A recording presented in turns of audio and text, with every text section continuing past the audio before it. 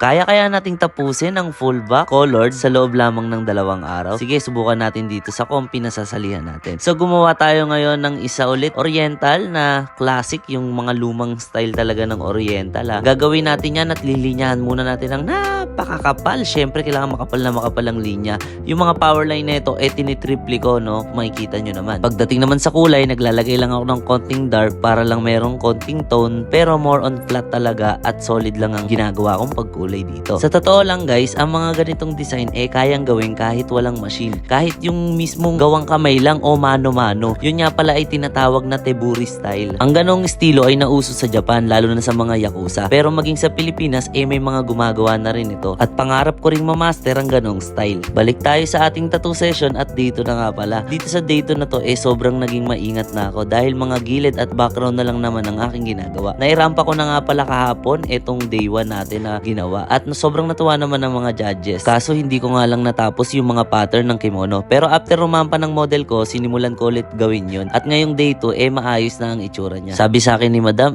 parang doble na yung sakit kasi ikalawang araw na. As in magang-magana at talaga namang napapakapit na siya dito sa ating session. Kung ako siguro ang tinatuan nito mapapatap out kinaladkad QC. Ako may ari neto, geng-geng talaga mangyayari. Pero grabe, sobrang bilib talaga ako sa tibay ni Madam. Isipin nyo ilang oras na siyang nakahiga. Kaya naman ako naman ang humiga at siya naman ang tumayo. Para patas lang, di ba? Para maramdaman ko rin yung mga nararamdaman niya. Ang problema nga lang, ako pa rin nagtatato sa kanya, kaya siya pa rin ang nasasaktan. Ganyan talaga ang buhay, hindi patas. Minsan nasa ibaba, minsan nasa itaas. Pero ang importante, lumalaban tayo ng patas. At matuto tayong magpasalamat sa itaas. Ito na nga pala guys, ang kinalabasan ng ating ginawa at maraming salamat at natapos natin to na grabe talaga, wala talaga ako masabi sa tibay ni Madam. Sa mga susunod pang event na sasalihan ko, sana makahanap ako ng mga ganitong maputi, makinis at matibay talaga. Nung rumampa na nga pala siya, grabe, sobra talaga akong kinakabahan.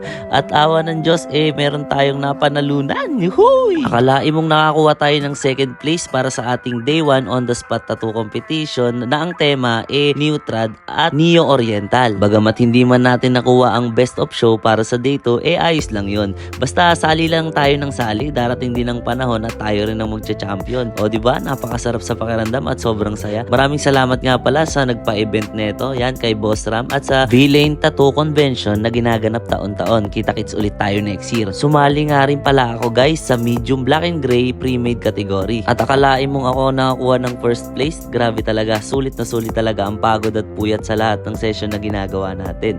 Kaya maraming salamat at sana makagawa pa ako ng marami. Sa mga may katanungan niya pala, gustong mag-model o magpatato, message nyo lamang po ako sa aking Facebook page, Tatan Fowler Tattoo, at kung okay lang follow nyo na rin.